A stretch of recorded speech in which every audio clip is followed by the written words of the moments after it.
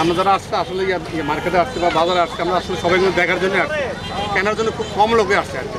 গত বছর যেটা দেখেছি, গত বছর হচ্ছে এবার 30 থেকে 40% মোটামুটি দাম বেশি আগের চেয়ে গত বছর। মোটামুটি হাটের অবস্থা ভালোই আছে, খারাপ না। যে দাম দস্তুর আছে ভালোই, এভাবে থাকলে সবাই কিনতে পারবো ইনশাল্লাহ, আশা করা যায়। আর প্রচুর গরুও আছে, যার যেরকম চাহিদা মতনই আছে।